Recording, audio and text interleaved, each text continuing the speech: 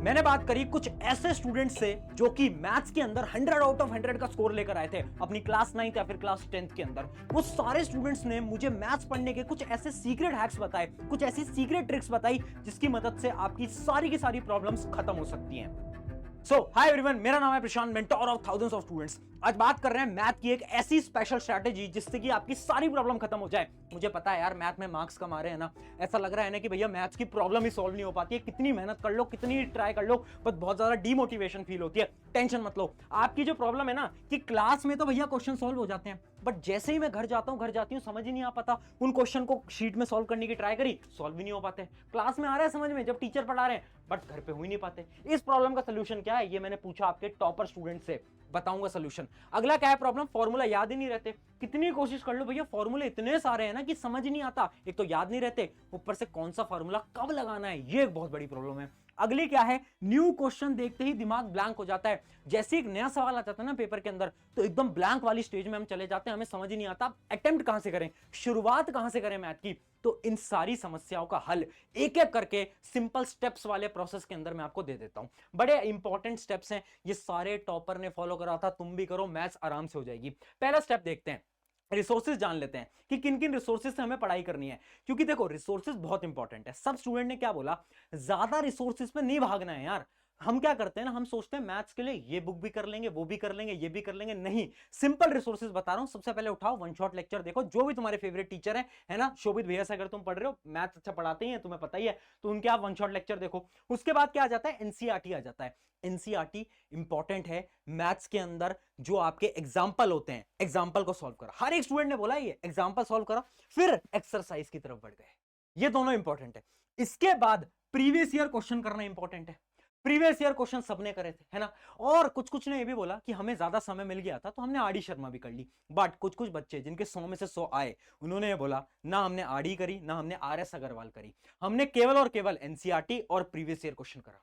हमने इतना करा था, इसमें भी नंबर आ गए। यानी आरडी आरएस अग्रवाल करना उतना इंपॉर्टेंट नहीं है। अगर कर रहे हो कोई दिक्कत नहीं है, बट अगर नहीं भी कर रहे हो टेंशन की बात नहीं है। सिंपल रिसोर्सेज हैं, इतना काम करना है। अब बढ़ते हैं सेकंड स्टेप की तरफ। अगला आपका ये आ जाता है कि भैया जब भी कोई क्वेश्चन आता है ना, तो हम ब्लैंक हो जाते हैं, समझ नहीं आ पाता कि कैसे अटेम्प्ट करें, और क्वेश्चन हमसे सॉल्व नहीं हो पाता, पता नहीं होता क्या है। मैं आपको बताता हूं।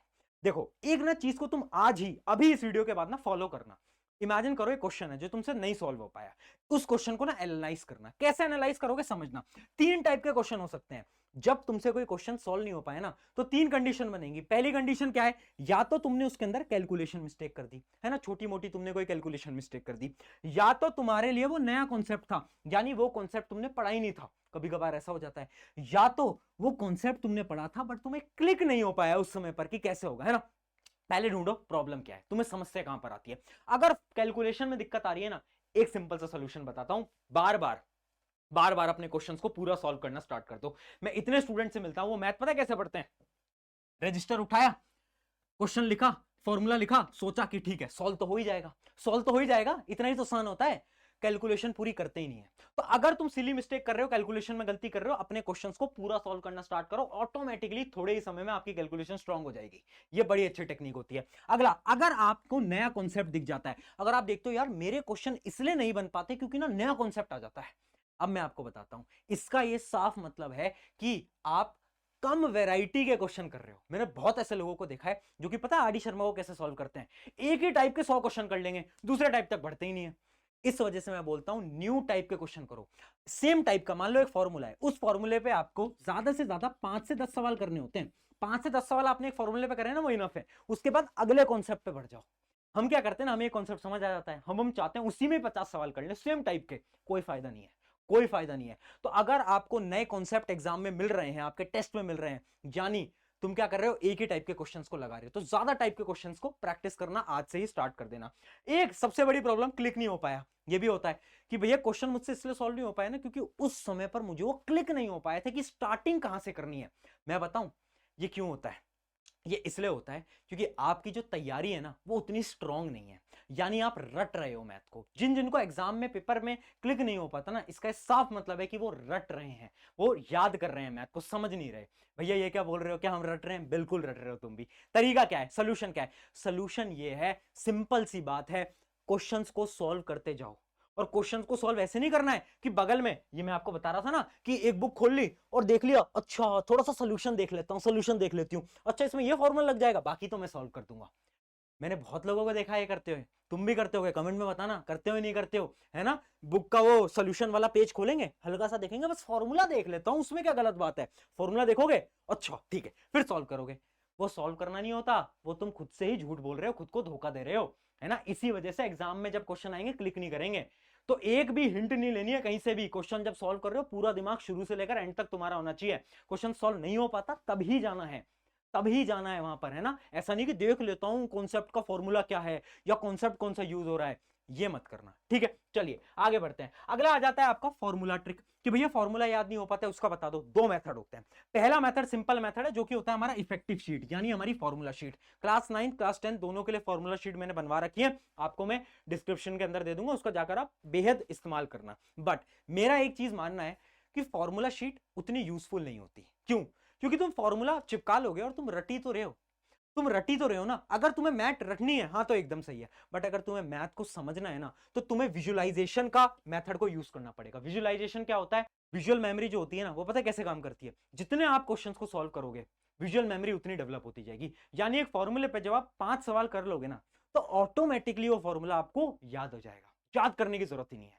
याद उनको करना पड़ता है जो कि क्या करते हैं, क्वेश्चंस को रटने की कोशिश कर रहे होते हैं। अगर आप समझ समझ के सॉल्व कर रहे हो तो आपका विजुअल मेमोरी से काम कर जाएगा। बट मैं बिल्कुल मानता हूं कुछ स्टूडेंट होते हैं जिनकी मैथ वीक होती है, तो तुम्हारे लिए फॉर्मूला शीट है ना यार, तुम फॉर्मूला शीट कहीं पर चिपका लो और तुम क्या करते रहो, उसके अंदर जो फॉर्मूलाज हैं उनको बार बार पढ़ते रहो, रिवाइज करते रहो। जितना ज्यादा रिवाइज करोगे उतना ज्यादा तुम्हें फॉर्मूला याद रहने वाला है, ठीक है। ये भी तुम्हारे लिए हमने बना रखा है। अब बढ़ते हैं अगले पॉइंट की तरफ। अगला पॉइंट हमारा आ जाता है स्टेप 4 जो कि है डेली टारगेट्स। देखो एक सिंपल सी बात बता देता हूं, होता है ना कि भैया ब्लैंक हो जाता है दिमाग, है ना, क्लिक नहीं हो पाते। सारी प्रॉब्लम्स का एक solution, practice practice practice. Math के अंदर डेली टारगेट बनाना स्टार्ट कर दो। कैसे बनाए भैया डेली टारगेट? डेली लिखना स्टार्ट कर दो कि भैया ठीक है 40 क्वेश्चन आज मैं करने वाला हूं, करने वाली हूं, 40 सवाल करूंगा मैथ के, है ना। उठा लिए 40 सवाल, और 40 सवाल पता है कैसे करने हैं? 40 सवाल में से ज्यादा सवाल टफ चैप्टर के होने चाहिए। देखो होता क्या, हमारे सिलेबस में 3-4 चैप्टर टफ होते हैं। अब ये जो टफ चैप्टर होते हैं ना, इन पे आपको ज्यादा फोकस लगाना है। क्यों ज्यादा फोकस लगाना है? क्योंकि ऑब्वियस सी बात है एग्जाम के अंदर इनके सवाल टफ आएंगे और टफ सवाल तुमसे नहीं हो पाएंगे, और एग्जाम के अंदर समय भी कम होता है ना, तो इस वजह से टफ चैप्टर्स पे आपको ज्यादा फोकस करना है। तो डेली टारगेट बना के चला करो। सोने से पहले आज से, अभी से लिखना स्टार्ट करो कि आज मुझे मैथ में सुबह से लेकर रात तक 15 सवाल लगाने हैं, 20 लगाने हैं, 50 लगाने हैं, 100 लगाने हैं, है ना। मैंने बहुत बच्चे से बात करी है ना टॉपर से, उनमें से कुछ कुछ बच्चे ऐसे थे जो डेली के पूरे साल भर उन्होंने 50-50 सवाल लगाए हैं डेली। उन्होंने आड़ी खत्म कर रखी है, R S Agrawal previous year question, डरा नहीं रहा हूं, बता रहा हूं। बट ऐसे भी थे जिन्होंने इतनी सारे रिसोर्सेज को फॉलो नहीं करा बट फिर भी 100 आई है। तो यानी 100 लाना आसान है, आराम से आ जाएगी। अब बढ़ते हैं हमारे फाइनल स्टेप की तरफ जो कि है नेवर स्किप डाउट। ये एक ऐसा पॉइंट है ना जो कि मेरे लिए बड़ा शॉकिंग था, बट मुझे हर एक टॉपर ने बताया कि हमने ना हमारे डाउट्स को कभी स्किप नहीं करा। आपने नोट करा होगा होता क्या है ना, कुछ कुछ ऐसे मैथ के क्वेश्चन रह जाते हैं जो कि आपको समझ नहीं आ पाते, है ना। आप सोचते हो यार ये कैसे सॉल्व हुआ, फिर तुम दिमाग लगाते हो, तुम्हें क्लास में समझ नहीं आता और फिर तुम सोचते हो छोड़ दो यार, क्या ही फर्क पड़ता है, एक ही तो सवाल है, क्या ही फर्क पड़ता है। बट हर एक टॉपर ने बोला फर्क पड़ता है। क्यों?